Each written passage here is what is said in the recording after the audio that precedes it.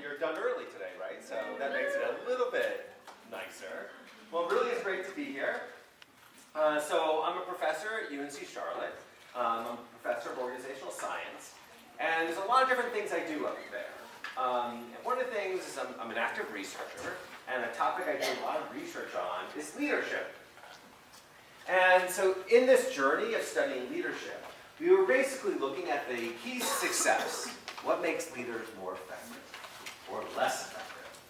And this research has led us to identify a variety of different factors. And as a result, I started doing a lot of workshops for a lot of organizations and a lot of leaders. But what also became clear is that the lessons that we distilled from this research for leaders applies to kids and certainly to teachers. And this program is really a way of energizing the growth mindset in these fourth graders and get them to think about challenges, not as obstacles, but as challenges. Problems, not as problems, but as temporary setbacks. And if they just can't do something, well, they just can't do it. Yes. See?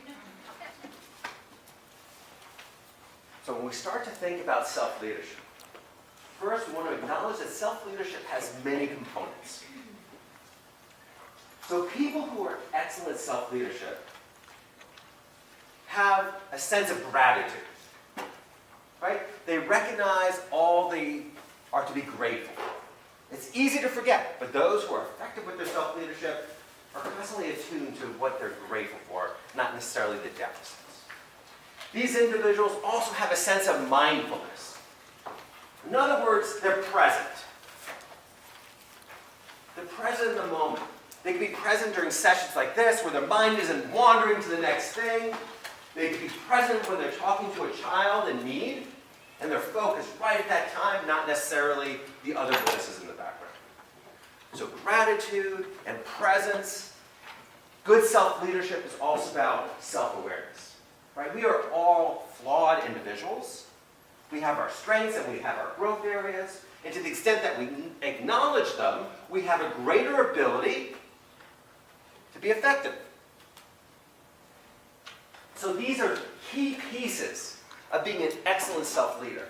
So this idea of self-talk is this undercurrent of communication that is always streaming inside of us. Again, especially when we're confronted with a problem or a challenge.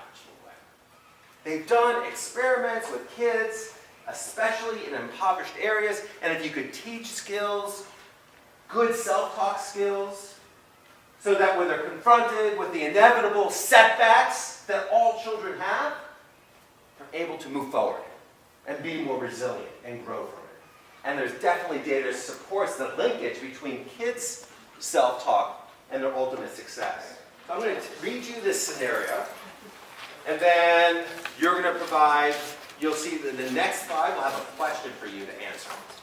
Okay? So here's the scenario. Imagine that you come into work on a Monday morning, all ready with a list, a to-do list of important items. Then your principal, not this principal, a different principal, comes to you in a panic. He or she needs an urgent report done by tomorrow morning, which will likely take you all night to complete. To make matters worse, last night you got into a fight with your significant other who's been calling your cell phone since you left the house. It's not that outlandish, is it? We're all state employees. We know these quick reports that are asked for. So that's the scenario. Okay, everyone understand the scenario? Make sense? All right. So here's what I want you to do. In response to this situation, and keep this private, in response to this situation, how probable is it that you're thinking the following? I'm never going to get this done. My day is just going to get worse and worse. How probable is it that you'd be thinking that? Be honest and self-aware, and jot down your response. Not very probable, somewhat, quite, or very probable. Again, be self-aware. I'm never going to get this done. My day is just going to get worse and worse. Okay? I'm going to give you 30 minutes to come up with your response.